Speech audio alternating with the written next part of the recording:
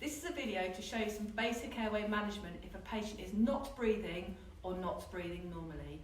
For basic airway management, I would recommend you take the pillow out from behind someone's head and place it on the floor. We then need to do a head tilt chin lift.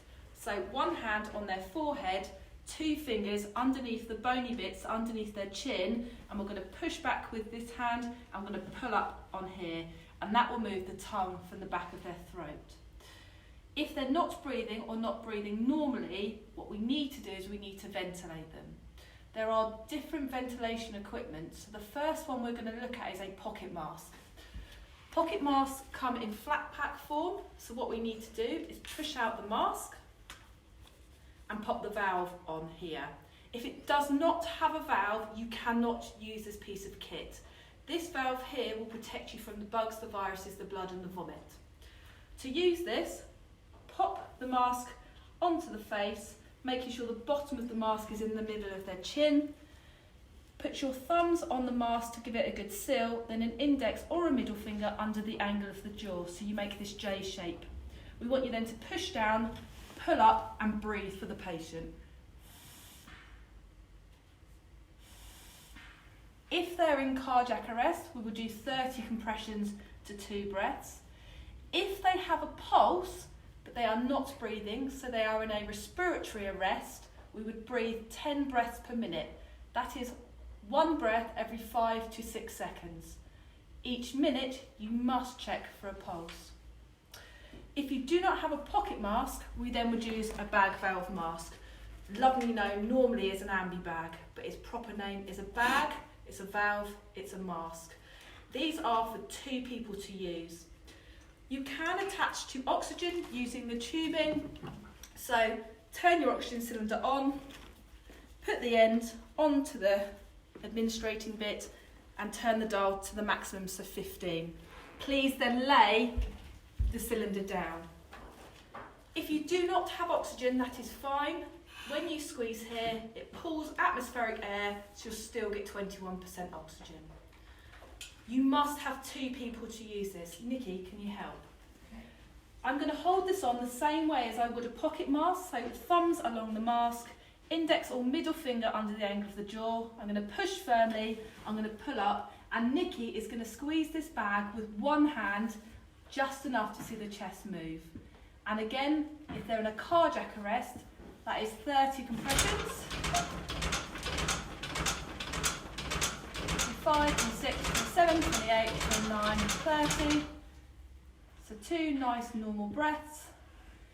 If they were in a respiratory arrest, so they had a pulse, so Nikki stop, we now have a pulse but they're not breathing, we would then squeeze this bag once every 5 to 6 seconds. 1, 2, 3, 4, 5. 1, 2, 3, 4, 5. You must check for a pulse or signs of life every minute to ensure their heart has not stopped. If in any doubt, always start CPR. This video is to explain about advanced airway techniques. So this video we're going to look at oral pharyngeal airways, nasopharyngeal airways and eye gel insertion. Please be mindful that advanced airways should only be done when CPR is commenced and the AED is on and working. So we're going to look at oral pharyngeal airways. So they come in 3 sizes, so a size 2, a size 3 and a size 4. You need to measure these to work out which size you need to put in the patient. So we go from the angle of the jaw to the middle of the incisors, so your teeth. So what you need to do is you need to look across, and if the teeth would bite on the green, the red, the orange bite block, then it's the right size. That's a bit short for this mannequin. That looks about right. They don't need lubrication. So to insert them, again, a head tilt chin lift, a hand on their forehead, 2 fingers under the chin. We then put these in upside down. So we go in upside down to reach the soft palate, so you can't physically go in anymore. We'll then twizzle it around 180 and pop it in. We then start ventilating using the bag valve mask. So if oxygen is available, please attach, put it on, 15 litres, lay it on the floor, and it will still be a 2-person technique. After 30 chest compressions are continuous throughout, and then when this is in place, it's 30 chest compressions to 2 ventilations. 25, 26, 27, 28, 29, 30.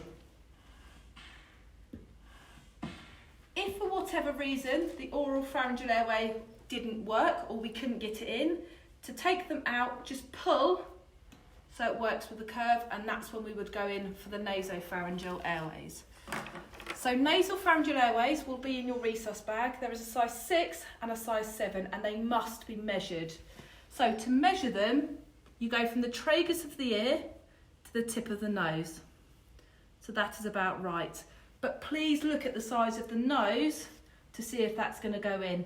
I won't get a size 7 into this mannequin, so I will downgrade. You need to lubricate them with some KY jelly. Just on the outside. You have sachets of KY jelly in your resus bags.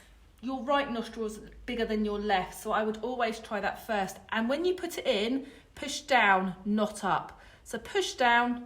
If you hit a polyp or you can't get it in, just remove and try the other side. Pop it in and then ventilate again with a 2-person technique using your bag valve mask. Chest compressions that would have been going throughout that whole process.